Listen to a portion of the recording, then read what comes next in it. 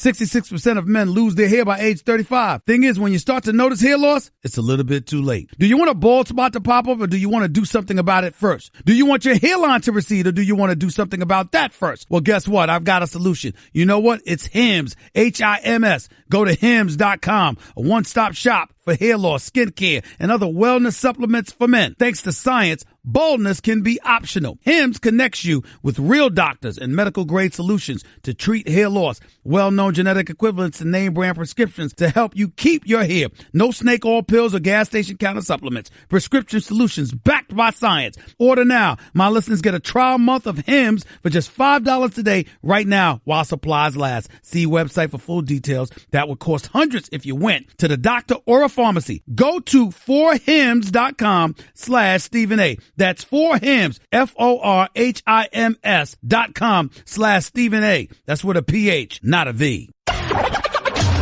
This is the Stephen A. Smith Show podcast. I'm Stephen A. What's up, everybody? Welcome to the latest edition of the Stephen A. Smith Show, coming at you as I love to do every weekday over the airwaves of ESPN Radio, 250 plus markets across the United States of America, plus ESPN Radio on Sirius XM, Channel 80. Number to call up as always is 888-729-3776. That's 888-SAY-ESPN. Ladies and gentlemen, it is over. It is over. It is over on a couple of fronts. It is over. This series, this NBA Finals. A sweep is imminent. It is over. This notion that Kevin Durant isn't in the conversation as one of the best players in the world. It is over. And I'm talking about Brian Colangelo's tenure as president of basketball operations for the Philadelphia 76ers. We'll talk about that and so much more as this show progresses over the next couple of hours. Looking forward to having P.J. Tucker for the Houston Rockets on with George Truly. May have my man Mark Jackson on the line with us as well. Looking forward to that happening. And if indeed it does happen, we'll do that. Plus, we'll continue to follow this story around. Hopefully, Adrian Wojnarowski, our NBA insider extraordinaire, he'll be on the show with us to talk to us about this Brian Colangelo situation with the Philadelphia 76ers as well. We'll be talking about all of that. But first things first, the Cleveland Cavaliers put up a valiant fight last night. But ultimately, it was too much. Double-digit lead in the first quarter, gone. Double-digit lead in the third quarter, gone. LeBron James triple-double, doesn't matter. J.R. Smith showing a pulse, scoring 10 points in the first half. Didn't matter. Rodney Hood coming off the bench after Tyronn Lue inexplicably had a Myers on the bench and out of the rotation. Didn't matter. Steph Curry shooting 1 of 10 from three-point range. Didn't matter. Combining with Klay Thompson to shoot 3 of 15 from three-point range and score only 21 points for the games. Didn't matter. And all because this man that wanted no parts of LeBron James in Game 1, that resembled anything but the superstar that he is in Game 1, flat out showed out in Game 3 last night. Ladies and gentlemen, Kevin Durant was spectacular. Absolutely, positively spectacular. There is no way around it. There is no debate about it. Kevin Durant reminded us all that he's a top 3, probably a top 2 player in the game today. Something special to behold, because that is what we witnessed last night, and there is simply no way around that.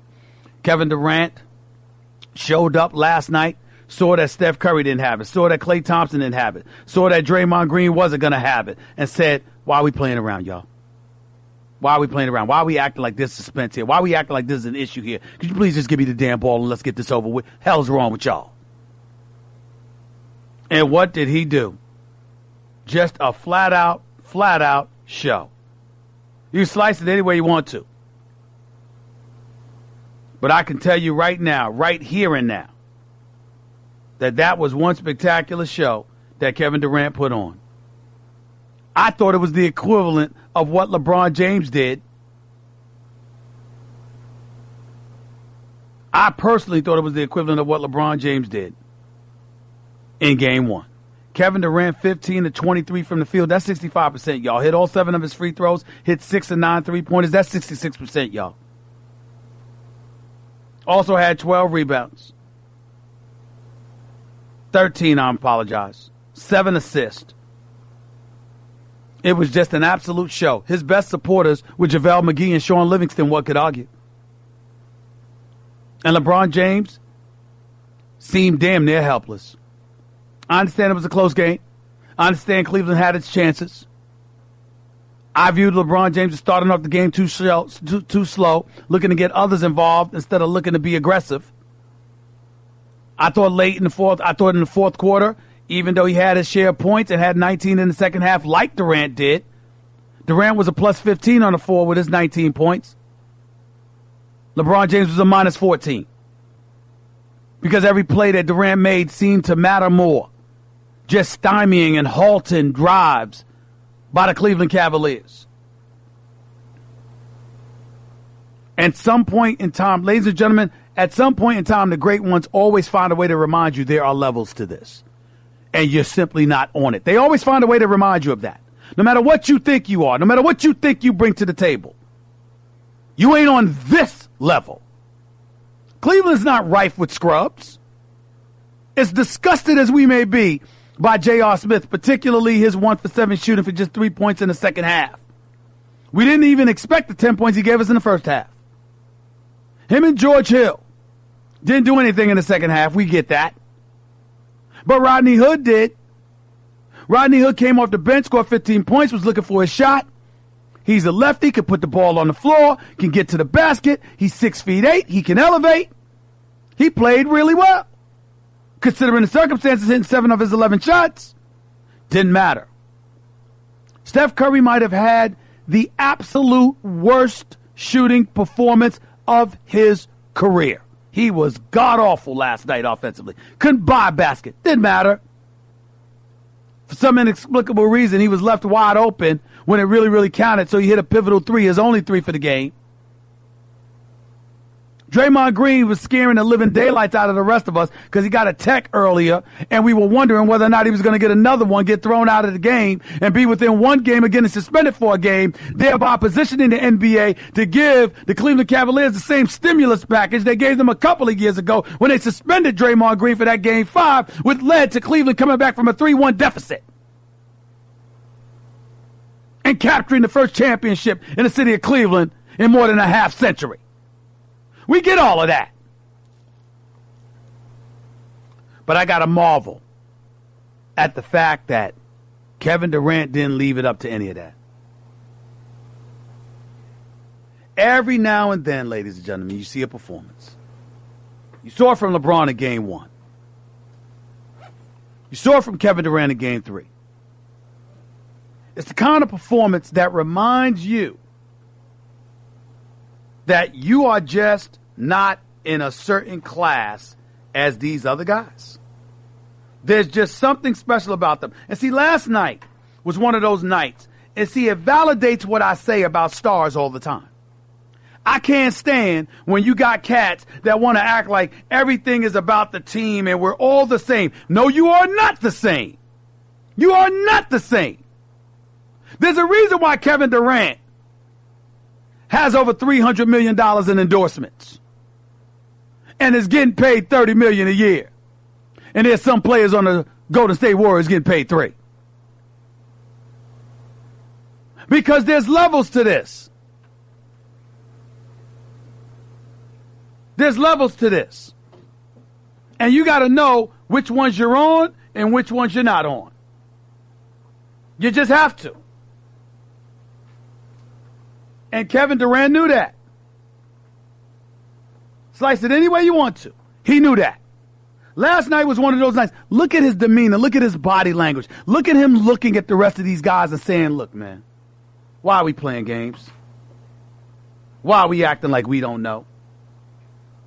Give me the damn ball, please. Stop playing games.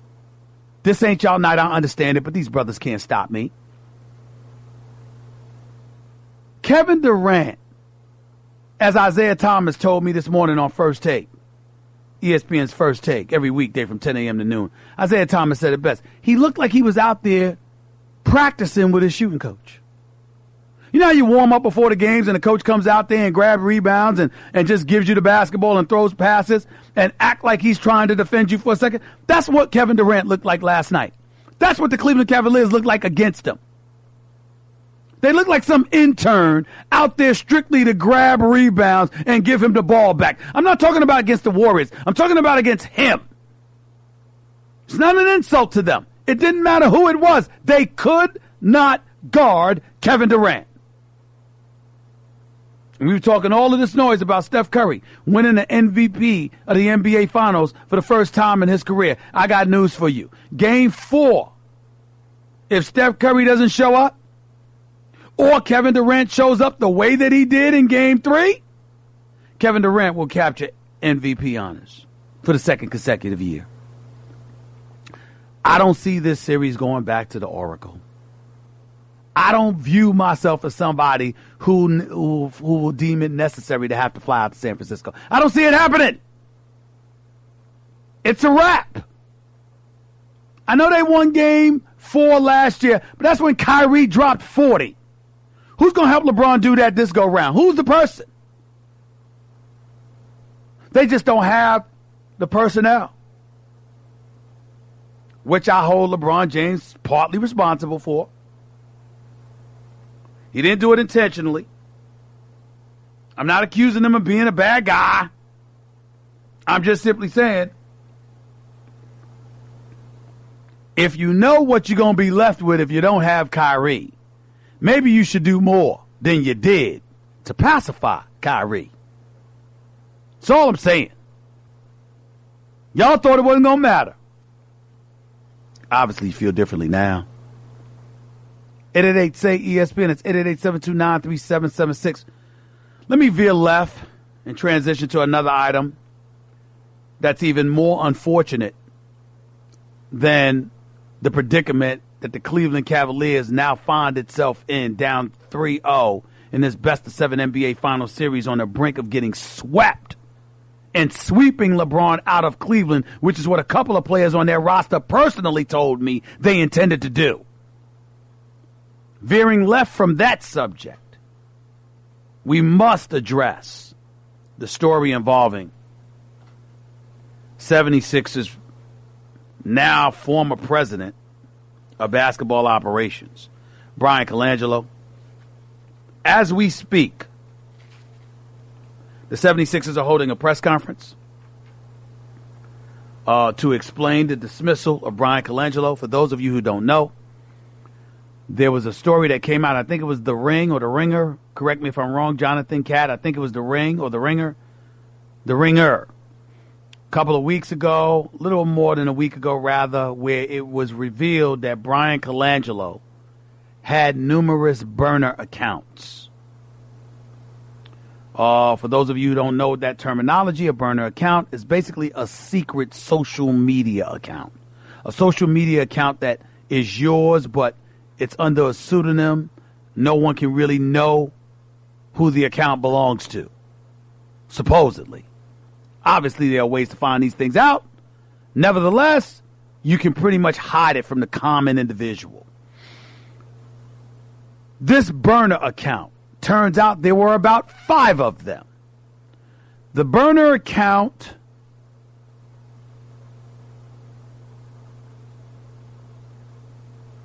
insulted predecessors, Masai Ujiri in Toronto, Sam Hinkie in Philadelphia. It insulted players and their performance. It revealed non-public medical information on players. And of course, it came to the defense of Brian Colangelo in terms of the wardrobe he decided to wear. Apparently his wife is a fashionista. And she used to import shirts from Canada, from what I was told, and bring him these huge collared shirts that people would get on him about. And there were a couple of burner accounts where it was coming to the defense of those collared shirts. His wife is Italian. And those are the kind of things that happened, allegedly. Brian Colangelo swore that those accounts were not his. Philadelphia 76ers hired a law firm to investigate the matter. The law firm interviewed the wife, at which time the wife confirmed that indeed those were burner accounts she established and operated. The Philadelphia 76ers, by electing to relieve Brian Colangelo of his duties, a story that was broken by our very own Adrian Wojnarowski. The Philadelphia Inquirer, I'm sorry, not Philadelphia Inquirer, that's the former paper I used to work for, I'm sorry. Miss a lot of those guys, by the way. But the Philadelphia 76ers essentially took the position. We don't want to hear that nonsense that it was your wife. As far as we're concerned, it's you. Now, you might have been operating in concert with your wife, but don't tell us you knew nothing about this. Don't tell us you had nothing to do with this. Your ass is gone. That's basically what they're saying.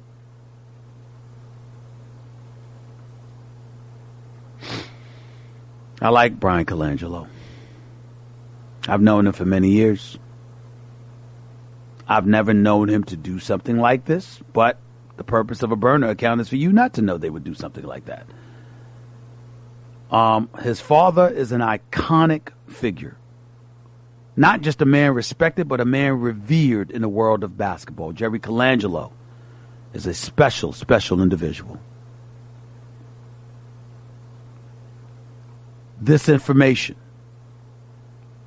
that the wife acknowledged and admitted to, in my opinion, left the Philadelphia 76ers no choice but to make the decision that they made. They are completely justified in doing what they did.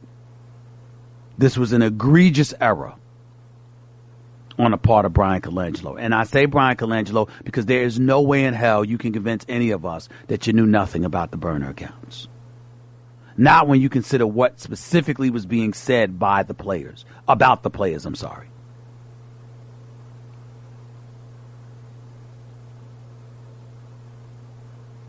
This was an act of betrayal. Now, whether Brian Colangelo did it or whether his wife did it, keep in mind the specificity of what I'm saying.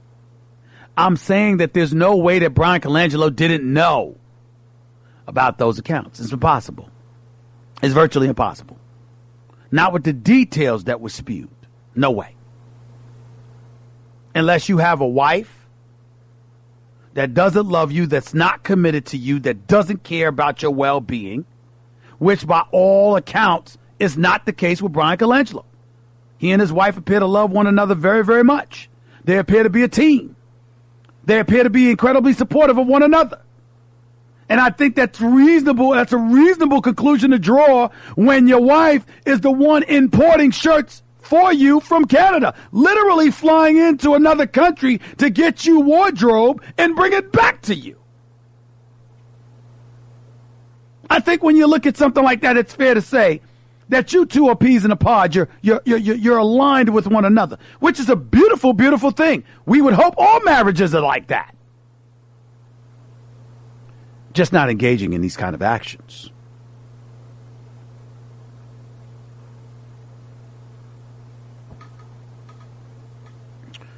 Sad for Brian Colangelo. I'm sadder for the Colangelo name. Jerry Colangelo's done a lot for the game of basketball. Jerry Colangelo means a hell of a lot to a lot of people in the world of basketball. Chances are, if Jerry Colangelo wasn't Jerry Colangelo, who's the former owner and CEO of the Phoenix Suns, Brian Colangelo would have never been a GM in Phoenix, which means he would have never gotten a GM job in Toronto, which means he would have never got the GM job in Philadelphia once Sam Hinkie was relieved of his duties because owner Josh Harris was compelled by the league office to modify things and to alter things because the franchise was losing games on purpose with their pathetic process. Trust the process.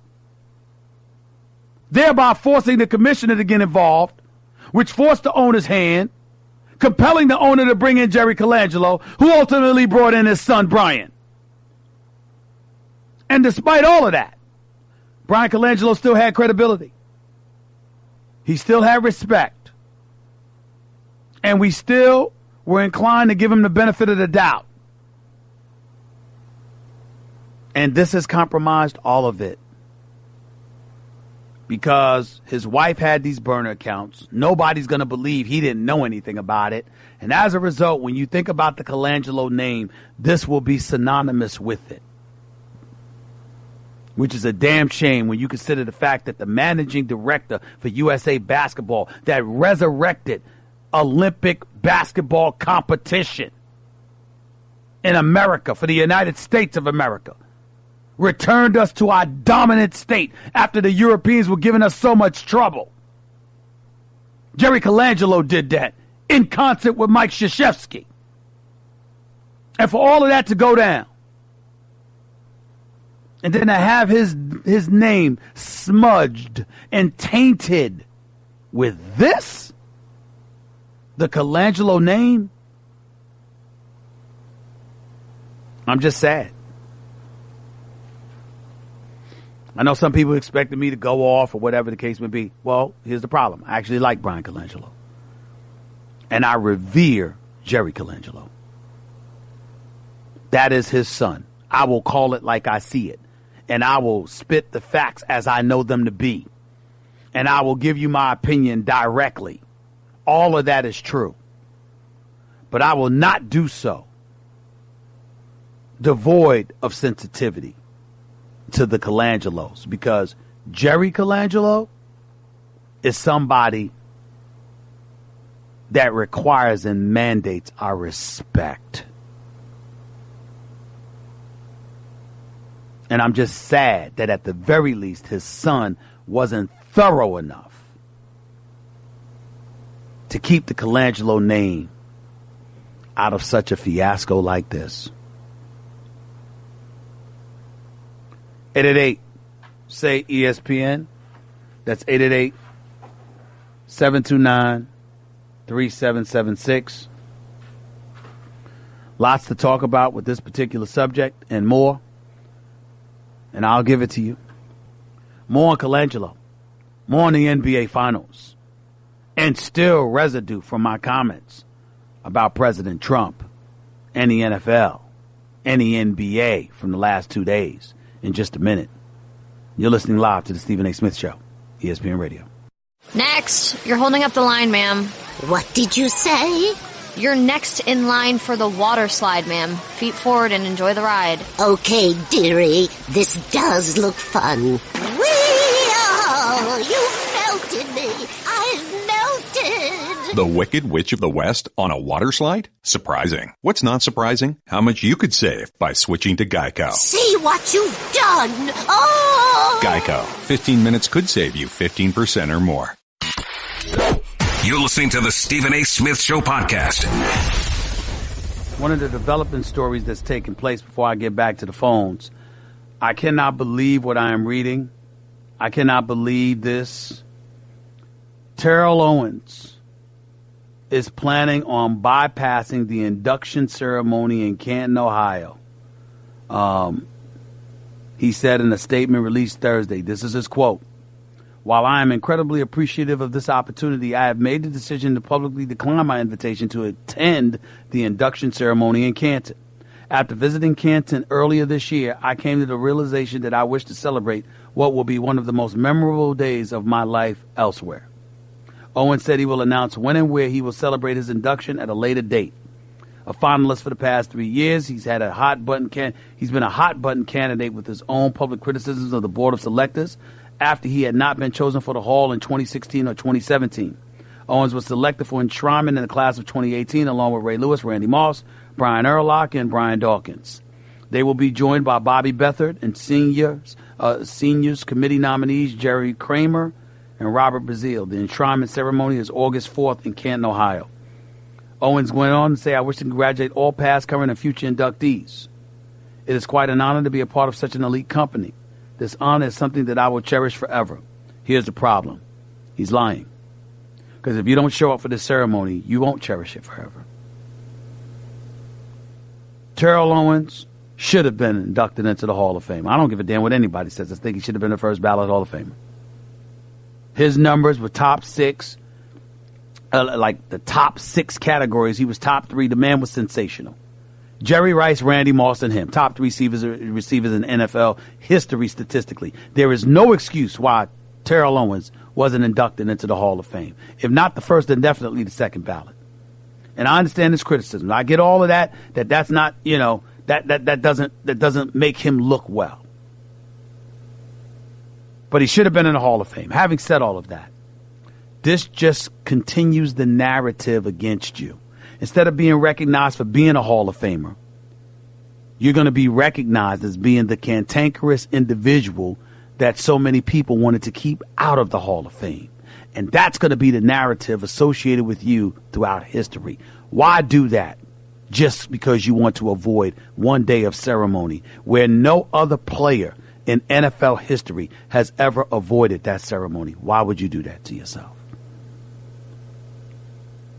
I got love for T.O. I think T.O. is a good brother. Man doesn't lie, doesn't even cuss. But I got news for you. I'm going to do everything that I can to talk him out of that.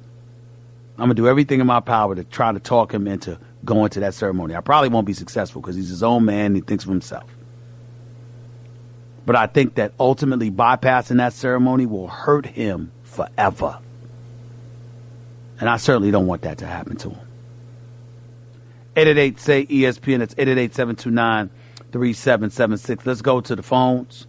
Let's go to JP in Brooklyn. You're live with Stephen A. Go ahead, JP. Hey, thanks for having me. Stephen, real quick, I'm not sorry for Brian Colangelo. In this era that we living in with social media and everybody have access to it, you are in the forefront like that. You should know better. Oh, I'm not sorry for him. I'm not sorry for him, JP. I'm sorry for the Colangelo name because of his daddy. If he's guilty of this, he should have known better. Listen, he should have known better. I'm not making any excuses for him. Please don't misinterpret that. I'm not making no excuses for him. Facts. Right. Now, another thing, we live in an era where free agency is big time. Kristaps Porzingis is walking around where he have 2 years left on his contract. He does not have an extension. Guys are leaving teams, at a drop of a bucket. I see this possibly happening. And nobody's talking about trying to fix the situation. When I say fix, if he's not, signed to an extension, trade him right now because he's leaving. What do you think about that? Kristaps Porzingis? Yes, he's going to leave because this is the era where everybody's just getting up, leaving their team. That's fair. That's fair. I would say to you, you don't wait for him to leave. You don't have to move him right now, but you do need to move him before he becomes an unrestricted free agent, which I don't think is going to happen. I think that's a couple of years away. My mentality is that whatever it takes, keep him. But if you know you're going to lose him, trade him before he can leave on his own. Absolutely. That's what I'm arguing right now. I see that, next year he's not going to play. His brother already made it public that he's not signing an extension. So that means we're going to only have 1 year left of Kristaps, and that's the same year he becomes a free agent. You really think he's going to re-sign with the Knicks? And his brother said if the Knicks are not doing good, they value winning more than money. So, if you value winning more than money, then, I don't see us winning right now. No, nobody sees the Knicks winning right now. A matter of fact, I'm really, listen, like I said, it's hard for me. I'm in a tough predicament because I genuinely like David Fizdale and believe that the brother could coach. But, my point is that I thought Mark Jackson was the better candidate for the job because I think that David Fizdale is a coach and Mark Jackson is a culture changer. And I think that by veering away from Mark Jackson, what you were doing is saying that this is Dolan's team and, he doesn't want to find himself in a situation where the coach is so magnetic and has such prowess with the viewing public that it would offset the kind of dominion that James Dolan would have. It seems to me that it's more the status quo by bringing in David Fizdale. It's just that he's probably going to be a better coach than anybody you've had. Agree. But being a Giants fan, knowing, when you go against the grain, what could possibly happen, the Knicks we as Knicks fans got to do the same thing. So that's who they gave us. David Fizdale. We wanted Jackson, but David Fizdale is the coach. If he's going to be the coach, we're going to give him the best opportunity to win.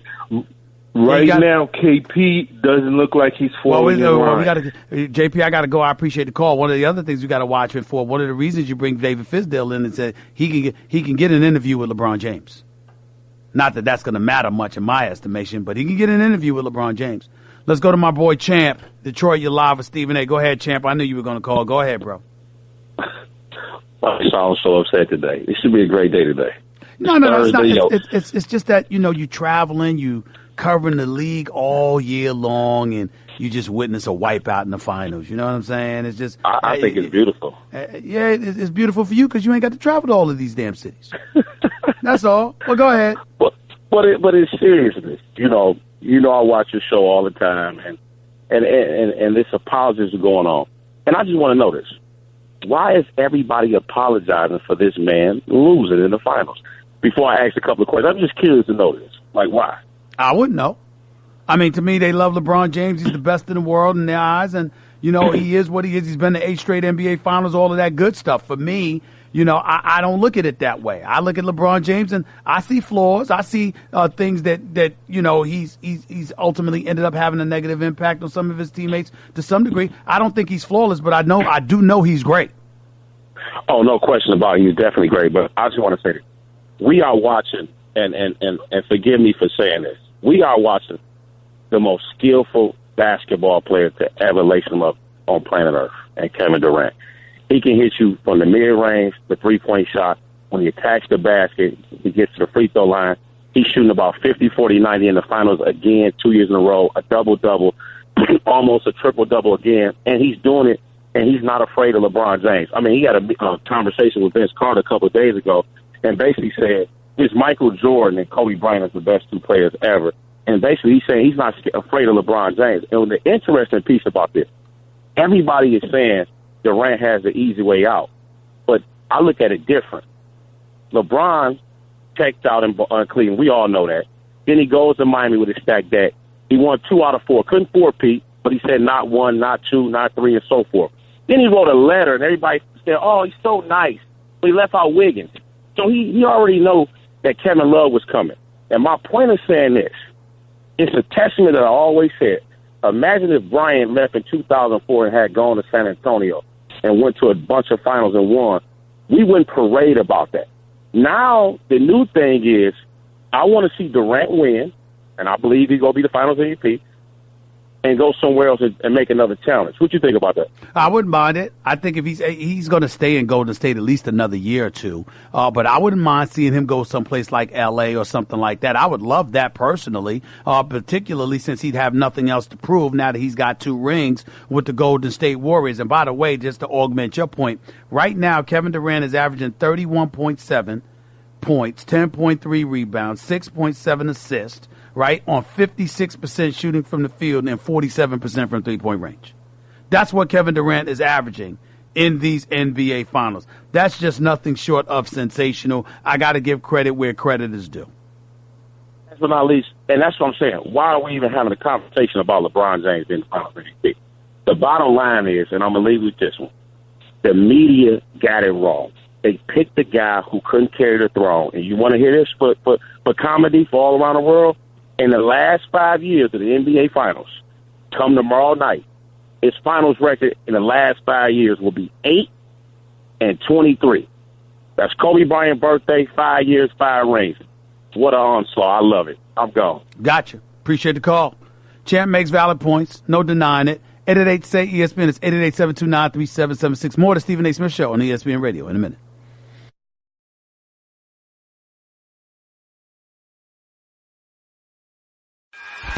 Guess what? You're in the middle of the Stephen A. Smith Show podcast. Damn it, I mean it! Let's go to Kimberly in California. You're live with Stephen A. Kimberly, how are you? Hi, Stephen A. It's nice to talk to you. Nice to talk to you as well. Please go ahead. So I want to disagree with all the folks in America and the universe that say LeBron is the greatest player. I disagree with that. Okay. Okay? LeBron, okay, he spends $1 million on his body every year, but he doesn't have the killer instinct to finish the game. So I just want to name a few people I feel that are champions. Well, okay, KD, I'm Jordan, Magic, Bird, Kobe, Stop right there. AI. Stop, Kim. AI is not better than LeBron James. Allen Iverson would tell you that. Magic Johnson is not better than LeBron James. He'll tell you that. He was a better leader. He's a better winner because they got more championships, but he had obviously the right personnel with them. But as a talent, he's not better than LeBron James. A matter of fact, you'd be hard-pressed to find 3 people in NBA history with more talent than LeBron James. Now, if you want to say they were better winners, that's a different conversation. But when you talk about best players, you're alluding to talent, and there's no way on earth that those players you mentioned were better than LeBron James. Would have won. They were up the whole game, and they did not win. So, he should have finished the game. Can I ask you a question, Kimberly? Yes. Does the best player always win? Yes. Stop right there. Did you know that Magic Johnson lost 4 NBA Finals? Okay. Did you know that Kareem Abdul-Jabbar lost 4 NBA Finals? Yes. Did you know that the silhouette that is Jerry West, one of the great players in NBA history, lost 8 of the 9 finals that he was in? Okay. Did you know that Elgin Baylor lost all 8 NBA Finals appearances he made? Magic's era. He didn't have that. In this era right now, these guys are weak. But you see that KD came back, and he won the game for his team. Great players do that. LeBron didn't do that. I know you like LeBron, but LeBron did not win the game for his team. I agree with that. Let me ask you this question. When he won the championship 3 times, were you calling him, were you saying this about him then? Pardon me? When he won the 3 NBA Finals, were you saying this about him then? I don't even care for LeBron.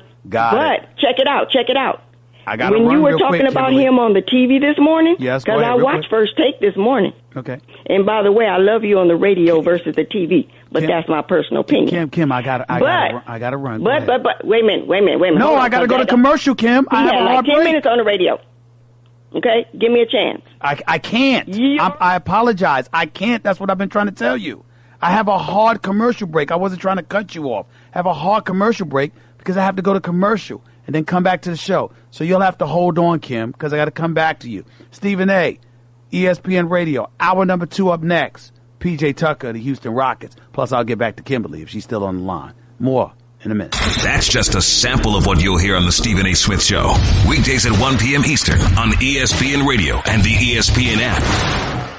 66% of men lose their hair by age 35. Thing is, when you start to notice hair loss, it's a little bit too late. Do you want a bald spot to pop up, or do you want to do something about it first? Do you want your hairline to recede, or do you want to do something about that first? Well, guess what? I've got a solution. You know what? It's Hims, Hims. Go to hims.com, a one-stop shop for hair loss, skin care, and other wellness supplements for men. Thanks to science, baldness can be optional. Hims connects you with real doctors and medical-grade solutions to treat hair loss. Well-known genetic equivalents to name-brand prescriptions to help you keep your hair. No snake oil pills or gas station counter supplements. Prescription solutions backed by science. Order now. My listeners get a trial month of Hims for just $5 today right now while supplies last. See website for full details. That would cost hundreds if you went to the doctor or a pharmacy. Go to 4hims.com/Stephen A. That's 4hims, FORHIMS.com/Stephen A. That's with a PH, not a V.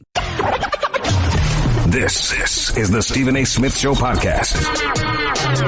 I'm Stephen A. Welcome back to the Stephen A. Smith Show right here on ESPN Radio. Hour number 2 coming at you. On the line with us right now, as promised, small forward for the Houston Rockets. I thought played an outstanding playoffs. Shot about 46% for three-point range in the playoffs.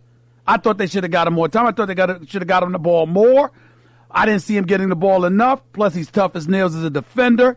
I'm talking about PJ Tucker for the Houston Rockets. He's on the line with us right now. What's going on, Big Time? How you doing, man? See what's going on, man. All good. How are you? I'm doing all right, man. First of all, thanks for being on the show. I appreciate you reaching out. Talk to me, first of all. How are you feeling? How much did this playoff loss to the Golden State Warriors in 7 games in the Western Conference Finals? I can only imagine how devastating it was for you guys, considering how close you came and the conditions under which you ended up losing to Golden State. Talk to me about that for a second. It was pretty tough. I can't lie. It was tough. The way we played all season, having people believe in us, but having a lot of doubters, and for us to come out and really start the series out, not great, but, kind of in the middle, strengthen out and kind of show our true colors and play our brand of basketball. And then to lose CP when we lost them was vital. They asked after the game, obviously, they wanted a reaction of losing him and what we thought would happen. I'm not one of those guys that, say if this guy play, guy play. Hey, no, listen, you got who you got. They out there, and you got to play what you got. So, it was tough. But you know what, Eric Gordon and those guys, I really didn't take it. Normally that would sound like sour grapes, so I hear where you're coming from, PJ. But the way that series was going back and forth, the fact that you guys had gone up 3-2 in the series, and in the last minute of that third victory in Game 5, winning 3 games in a 4-game stretch after losing Game 1. I couldn't blame Eric Gordon enough for feeling like that. If CP had not gone down, you guys could have taken these guys out. No question. No, do I believe that? Yeah, but in that emotion of it, you can't, the sour grapes, you don't want to, take away from them, because they won. But at the same time, winning that Game 5, being up, in hindsight, being up 10 plus points in Game 6 and 7 at halftime. When you look back at it, obviously having Chris Paul, having a season, having a playoff that he was playing, obviously would have helped and probably would have prevailed us. But, it hurts, man. It hurts. What was CP like those couple of games when he had to sit out? We saw him on the bench, obviously being the ultra teammate that he is, cheering you guys on, rooting for you guys, coaching to some degree, obviously because he knows the game so well. But just being in the locker room with them, being in practice, hanging out with them on off days, etc.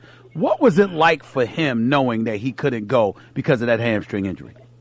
Oh, man, it was heartbreaking, man. For me, being good friends with CP and being around him every day, lockers been beside each other, it was tough to see him, man, because he tried. He tried, and that hamstring is a thing that, if you've never hurt that hamstring and really got in there and really hurt it, you wouldn't understand. He did everything he could possible to try to play.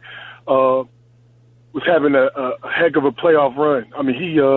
It's probably the best CP anybody's ever seen. We got to that second round, and he just willed us. He just had that, that look. You get that look in somebody's eyes when he had never been past the second round. It's just like, we going and we're going to do this. And he kind of just rallied the whole team, just his, his enthusiasm and where he really wanted us to go. And everybody did. It was a whole team effort, but CP really had it in him to really try to push us. When we're talking to PJ Tucker, the Houston Rockets, right here with Stephen A. on ESPN Radio. So much has been made about, James Harden. I remember last year, obviously that was a bad performance in Game 6 of the Western Conference Finals. But I'm a huge fan of James Harden. This brother's a superstar. I think he's unstoppable one-on-one. You going up against a 3 to 4-headed monster against the Golden State Warriors. There's but so much he's going to be able to do offensively. I am surprised, and I was pleasantly surprised by how good you guys were defensively. I did not expect a Mike D'Antoni team to be credible defensively, but you guys ended up pulling that off. How the hell did that happen? You know what? It's funny that, people always look at Mike and don't think about defense when you think about Mike D'Antoni teams. Right. That was like the main thing we focused on. It was all about our defense. We knew we could score points. We know we can, offensively, it's pretty easy. When you got James Harden at the helm and Chris Paul and Eric Gordon making plays, for the rest of us, it's pretty easy. The thing is, the defense, that's all Mike talked about, especially in the playoffs. It was making our adjustments to our switching and, really trying to get better at that and pushing every game, trying to get better. And he challenged us. He really challenged us on defense. Him and Jeff, they really tried to push us on our defense. So that was something, seeing James, I don't think, and people don't give him enough credit, James really stepped up on defense in this entire playoffs and played his best defense probably ever. We're talking to PJ Tucker for the Houston Rockets right here with Stephen A. on ESPN Radio. So with all of that being said, we've talked about, James Harden to, Chris Paul primarily. I just asked you about your defense. I'm looking at somebody like you. You've got 3 years left on your deal. Don't look like you're going anywhere. You got a good salary. There's no reason for them to trade you. I can tell you that much. But when you look at the Houston Rockets right now, moving forward, do you, PJ Tucker, believe that there's a missing piece, or all y'all need to do is keep this team intact and you're fine? Oh, man. You know what? See, that's tough, man, because when you see the position we were in and the direction we're going, and like we talked about not losing Chris, I think, we all think that we would be playing right now. I mean, obviously. So to say that we had a chance to win the championship saying that we need to change something, it's tough to say. Any team could get better. Obviously, Daryl's going to do whatever he has to do to try to make our team better. But can we roll with this same team in the next year and be in the same predicament in the same place? Of course. We definitely feel like that. I mean, we won 65 games. We look back after the year, it was like, man, we gave up 7 to 8 games that were our games that we just get handed away. Just looking at little things. So for us, obviously they're going to try to make us better, but for me to sit here and say that we needed something else to win it, I'll be lying. Well, I'm asking that question for a couple of reasons. One of the main reasons is that as free agency approaches less than a month away, it begins July 1st, Daryl Morey is always going to try to tweak something to make things happen. And obviously, everybody brings up Houston as one of the teams because LeBron James is going to be a free agent, and they're going to pursue him. Now, speaking of folks within the organization, the Houston Rockets has given every indication we're very confident in what we have. We want to keep this group together. But how the hell do you say no to LeBron James if you got an opportunity to get him? I mean, where do you go from there, PJ? Right. Everybody going to trade block trying to get LeBron. Obviously, if you look, every time LeBron going to free agency, every team in the NBA, their number one target is LeBron James. So that's always funny, going into free agency when he's up. I don't know, man. That's a tough job. When you, like I said, in our position that we were in, finishing like that, if you got a chance to get LeBron, that kind of goes out the window, I think. I think people try to do whatever they can to get him, especially, with them being in a situation, probably losing the series in the finals, thinking he'll make a move. Everybody shoot their best shot and try. For the really good teams that kind of finished at the top, I think it could go either way. People can try to shoot their shot and do what they can, but in the end, it's going to be all up to what LeBron decides, and everybody. Nobody's going to be able to move until he makes that decision. So it'll be funny to see. PJ Tucker, how badly do you believe Chris Paul wants to stay in Houston? I mean, listen, he's up for some money too now. I mean, he's a free agent too. And everybody's believing that he's going to stay in Houston, and we have no reason to believe otherwise. Clearly, the Houston Rockets had better take care of him. But he is 32, going on 33, and also he's got injuries in his past, and we just witnessed him get injured again. And, I mean, what do you do with that? True indeed, man. But I'm a firm believer of having guys with character. Chris is one of those guys with super high character, maybe one of the highest in NBA. No question. When it comes to no matter what the situation is, Chris gonna give you everything he got. He's a good leader on the team, one of the best. He's a voice of a team. He's always in early, doing his work. Always cultivating the young guys. So he's great for your culture. So regardless of what goes on the court, he does all the intangibles as well. Then when you throw in the type of season he had, granted he had a few injuries, but coming back and doing the things that everybody said he couldn't do with James, saying they couldn't work, and him being able to work all that out and figure it out and put us in the position we're in this year. I see no reason why Chris wouldn't come back to Houston and why Houston wouldn't want him back. PJ, how happy are you in Houston in terms of how you've been utilized and what have you? I think that you're obviously one of their stout defenders. You clearly can hit spot-up threes, and you deserve a lot of credit for that. I'm looking at your numbers. I ain't going to lie to you. 7, 8, 7 again over the next 3 years. I kind of think you underpaid, to be quite honest with you. I'm wondering, how happy are you in Houston, and what are you looking for yourself as it pertains to a future basketball player in the NBA, and particularly with the Houston Rockets? Oh man, honestly, I couldn't be happier to be in Houston. I took less money to come to Houston. It was one of those decisions where I played on losing teams for a long time, and for me coming to free agency, the number one priority was being on a winning team with winning culture and being able to put myself into that. I always felt like I'm a chameleon kind of in basketball. I can kind of feel my way out and kind of make my own role and figure out what the team needs and do what I need to do. You know, scoring, rebounding, none of that stuff really matters. What matters to me is doing what the team needs every single night, whether that's getting 50-50 balls or what have you, whatever it takes to win a game. So numbers never really matter. And for me, coming to Houston, it was just the perfect situation on my free agency list, and for that opportunity to come up as soon as it came. The money matters, but at that point, it really didn't. It kind of took over being in the situation, and this year proved me right. I picked the right situation with the right coach and the right personnel on the team, and it's been great. I don't look to looking backwards at all. A lot of people look at your teammate James Harden and they say, "Hey, you know what? This brother is a superstar, but we expected more from him." I looked at that situation against San Antonio last year, and I was disappointed in that Game 6. As a matter of fact, I accused James Harden of letting an imposter wear his jersey. Somebody else was in that damn uniform because I expected more. But this year, I don't feel that way about him. I feel he did all he could. You're going up against 4 All-Stars. How much more can he do? I'm not down on James Harden like that. How did you guys feel about how he performed in the postseason, and what did he say to you about how he performed? It's incredible to me how people still look at him and be like, James could have did more. Like, I don't know what people expect from him, man. That this year he changed my whole perspective on what a superstar is and what guys that really on that level. When we talk about the high level guys, how they have to bring it every night and night in, night out, do different things any given night. How he even helped with getting Chris and being off the ball some, how he changed his game up and still every night be able to do what he does. I have no idea how people could ever criticize that. He gave 150% this year, picked up his defense. Everybody always talk about his defense. He played unbelievable defense in the playoffs. He gave us everything he had. He gave us every single thing he had. PJ Tucker, you might not have a criticism about him, but I do, and I'm going to tell you a little story, bro. Do you know what that man did to me? That man had me coming to Houston during Super Bowl week, right? And I got on my shirt and my tie, and I was there to interview him, and they made me go out on the court and shoot threes. No practice, PJ. He wouldn't allow me to practice or nothing. He said, "You talk too much smack to be practicing. Get out on the court and shoot now." I shot 1 for 15, PJ. I shot 1 for 15. I mean, that was a total setup by him. That's something he'd do.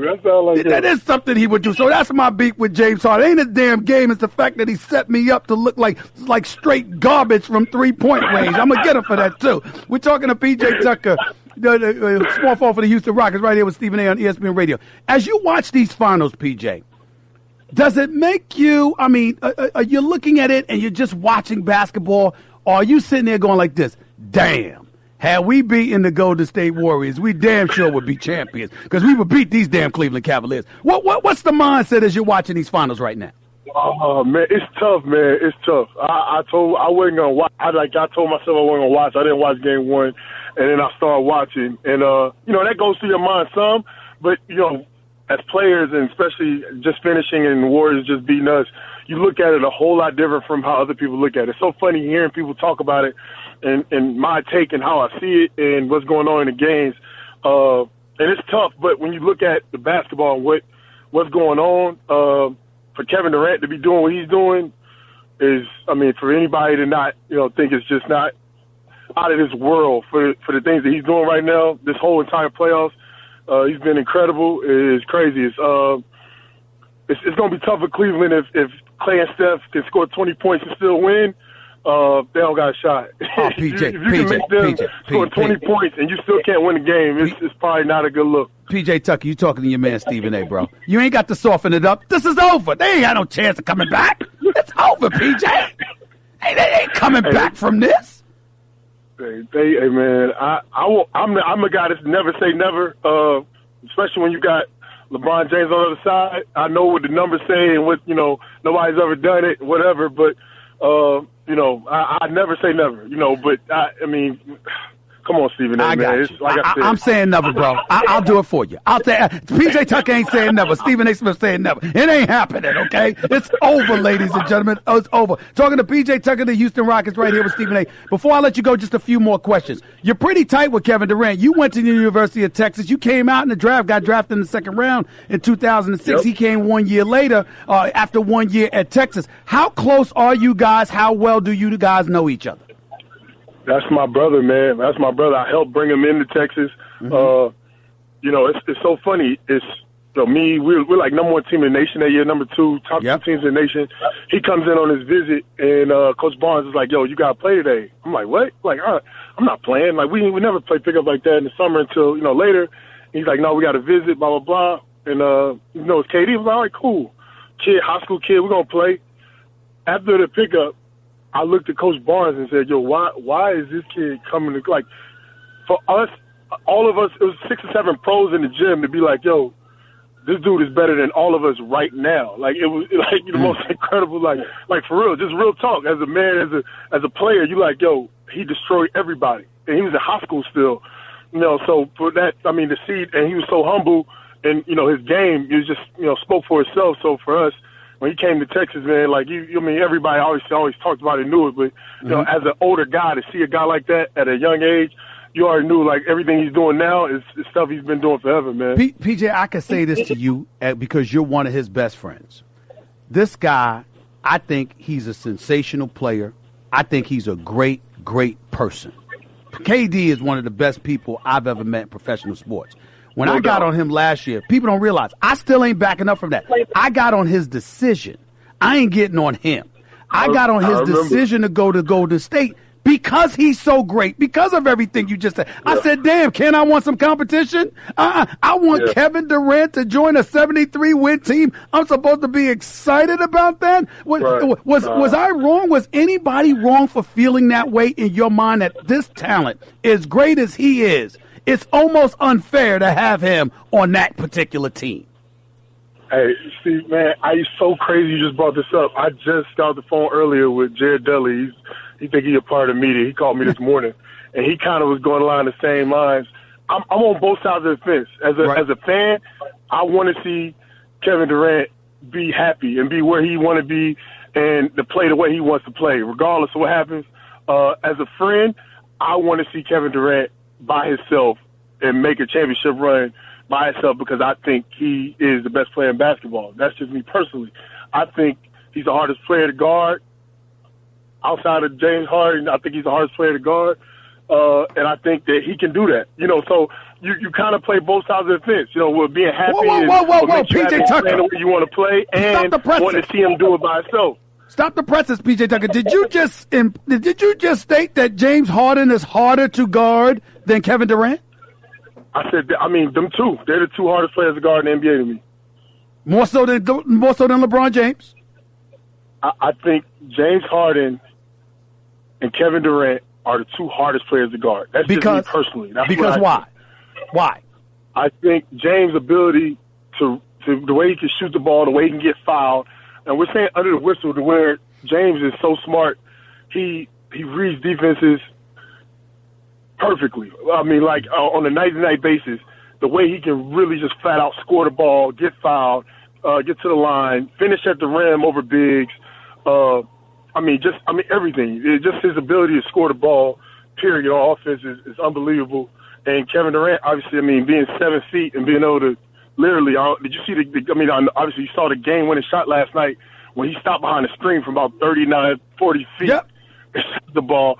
That's unguardable. People can say what they want, but you can play the greatest defense in the world, and you're not stopping that. How close do you believe we constantly call LeBron James the best player in the world. How close is KD to LeBron in your eyes? This debate, that's so funny, man. We talk about the same stuff people always want to ask me and talk about, but you can't, obviously everybody talks about LeBron, IQ, being able to get everybody involved, all these different things that make him the best. But at the end of the day, they're both right there. You can, your style, it depends on what you like, Right. For me, the game is the game, and, LeBron brings a lot to the table, but Kevin Durant is so far above everybody when it comes to just one-on-one raw. Just nobody can stop me. No matter what you do, if you're big, then you're too slow. If you're small, if you're fast, then you're too small. He just epitomizes the mismatch on any given night. And LeBron does as well, but, offensively, Kevin Durant, I mean, it's hard to go against that. I got you. Before I let you get on out of here, notice I didn't say if. I said when the Golden State Warriors win this title. It'll be Friday night, by the way. When they win this title, and you and Kevin Durant are hanging out over the next couple of weeks after he gets his vacation wherever he goes, sipping on some lattes or whatever the case may be, because he's about to get a second straight NBA Finals MVP.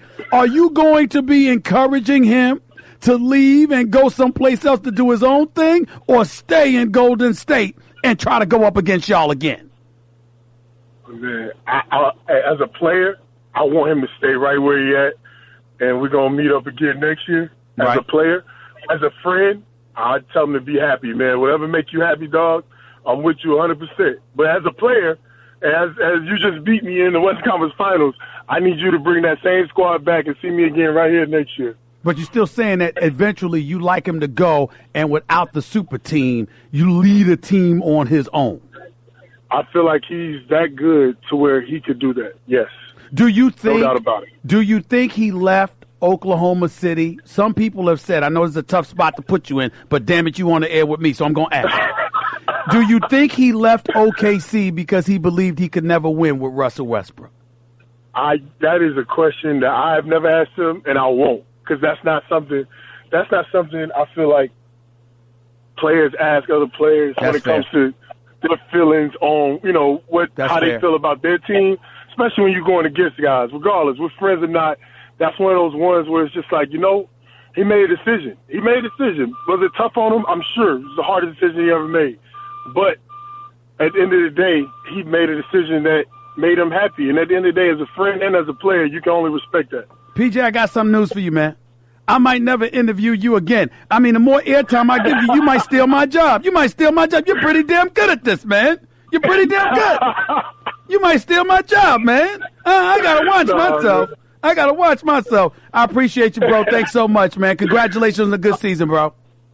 All right, my man. Appreciate it. Take it easy. One and only PJ Tucker, small forward for the Houston Rockets, right here with Stephen A. on ESPN Radio. 888-SAY-ESPN. It's 888-729-3776. He did a pretty damn good job. I never interviewed him before, ever.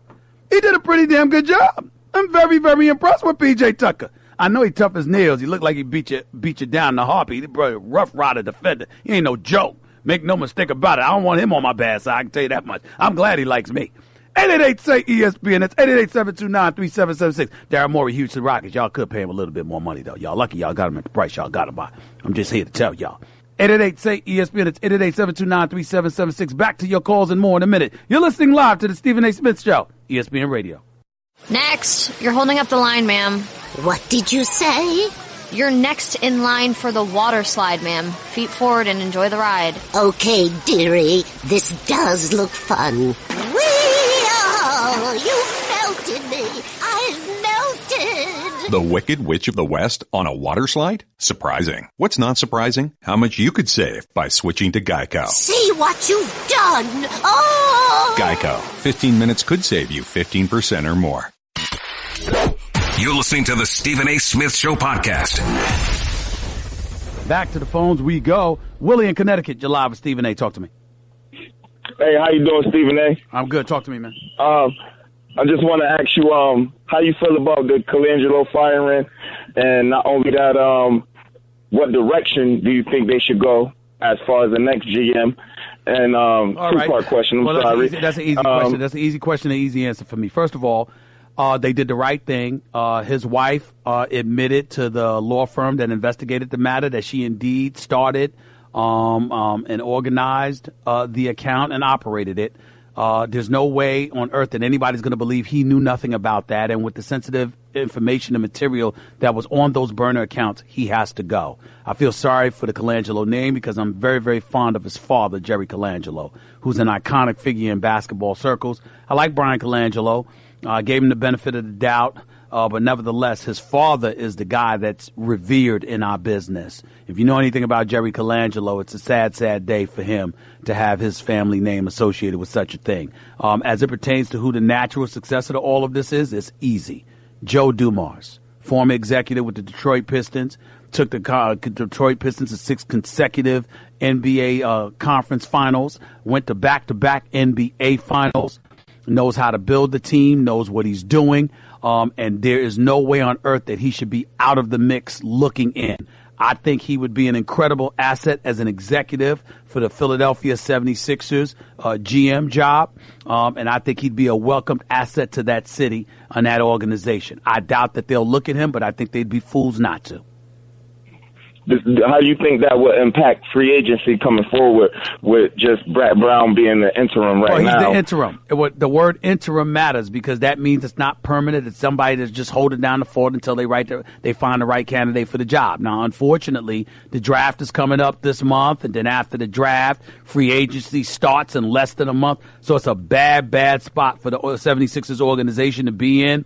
But there's a lot of people within that organization that know their basketball. I just wish that somebody like Joe Dumars got a strong look and got a strong opportunity because he deserves it. Hey, thanks for taking my call, man. I appreciate it. I appreciate it. Thank you so much. Let's go to Juan in South Carolina. You're live with Stephen A. Go ahead, Juan. Hey, how you doing, Steve? I'm good.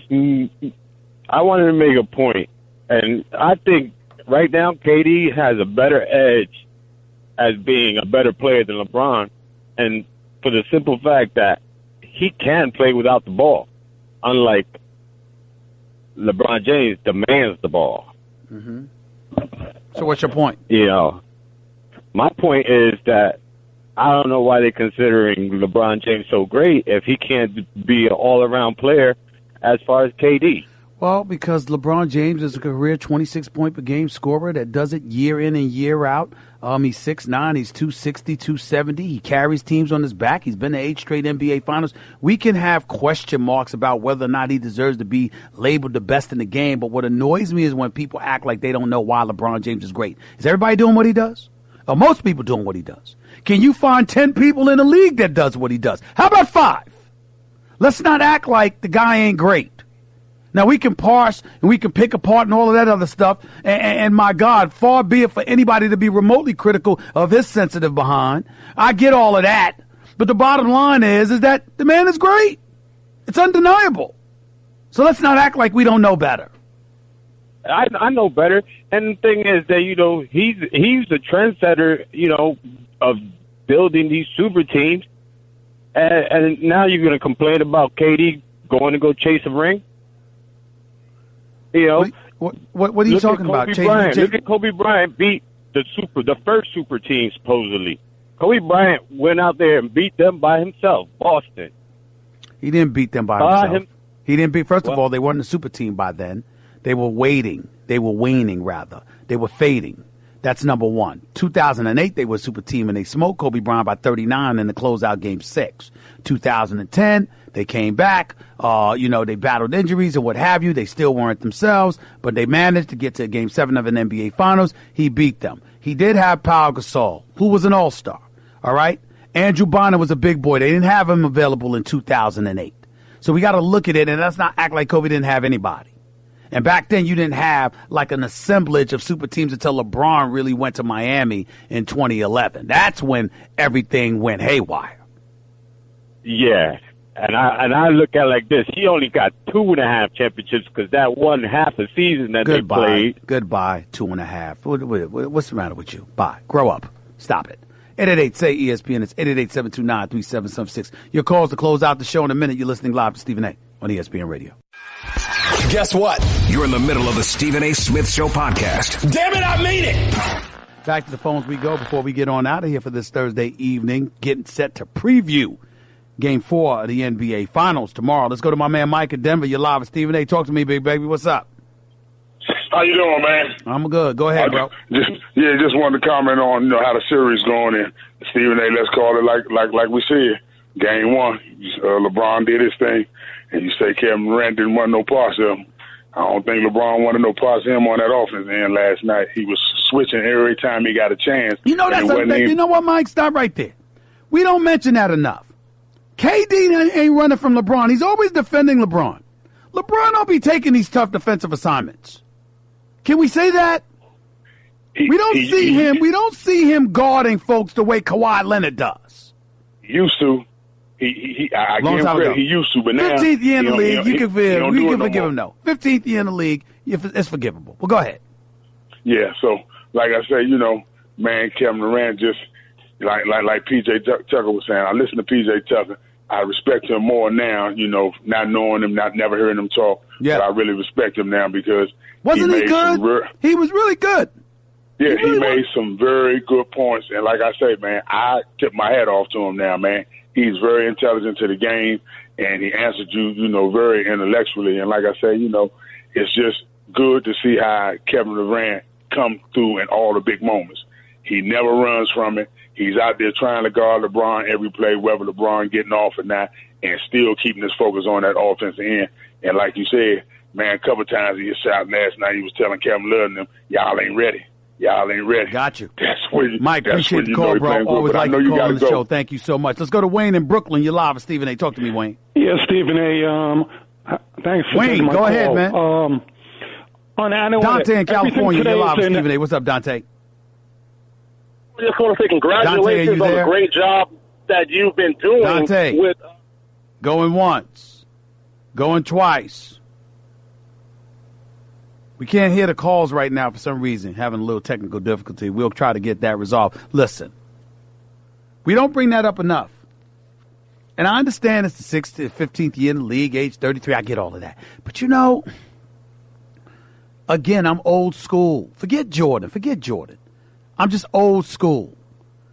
You remember cats was like, everybody talking about this guy going up against me, this guy going up against me. Man, give me the ball. Man, let me guard him. Let's find out. Let's get it on. That's what I'm talking about. See, when don't get me wrong, the ultimate objective is winning. The ultimate goal is victory. I understand. But within the realm of competition, I just think it's a beautiful, beautiful thing for cats to remind you that at least in moments, it's about me and you. Everybody talking about us going up against each other. Let's get it on. Let's find out. See, that's why we like tennis. That's why we like boxing. That's why we like the UFC and all. At some point in time, it's about me and you. Ain't about nobody else. Ain't about the training. Ain't about the strength and conditioning coach. Ain't about all of this stuff. No, ain't about none of that. It's about me and you. We gonna find out. Let's get it on. That's what I'm saying.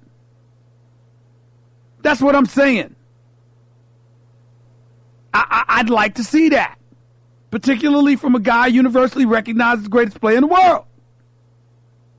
I watch Kawhi Leonard get on the court when healthy every night, except in the team's opposing best offensive player.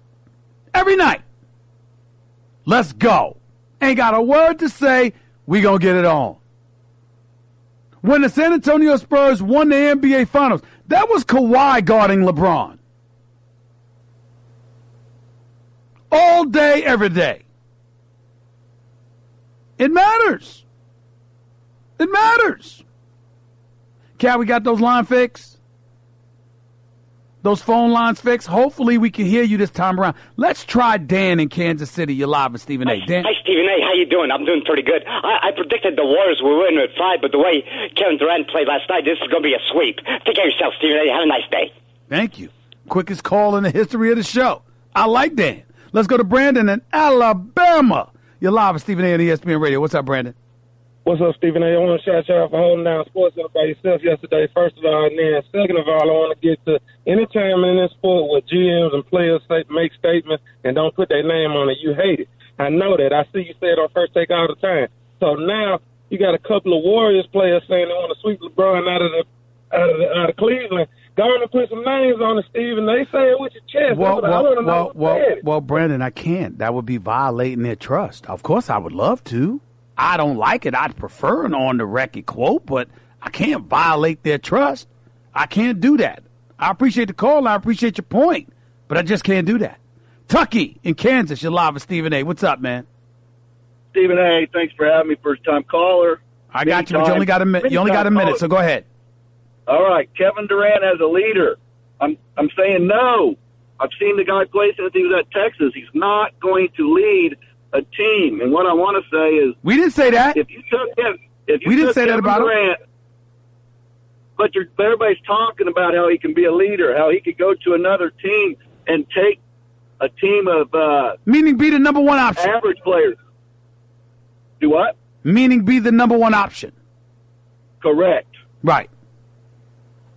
Him off this team right now and put him on. If you swap him and LeBron James today, Cleveland does not make the playoffs. That's a lie. State still wins. That's a lie. Golden That's State a lie. still wins. You're lying. No. You went too far. Now, if you said Cleveland would be in the finals, or you said Cleveland would have won a championship, you'd have a point. The minute you said they wouldn't even make the finals, I'm sorry, they wouldn't even make the playoffs, you lied. You lied, Tucky. You had your chance. Call back another day when you're making sense. That statement did not make sense. Kevin Durant's going to make the playoffs. In the Eastern Conference? With him right now averaging 30 on 56% shooting in the finals? A career 27-point per game scorer? Shooting better than 50% from the field, wouldn't have made the playoffs? Stop it. Stop it. Talk to y'all in 22 hours. Right then, Stephen A. will be back on the airwaves, previewing Game 4 of these NBA Finals. Until then, peace and love. That's just a sample of what you'll hear on the Stephen A. Smith Show. Weekdays at 1 p.m. Eastern on ESPN Radio and the ESPN app.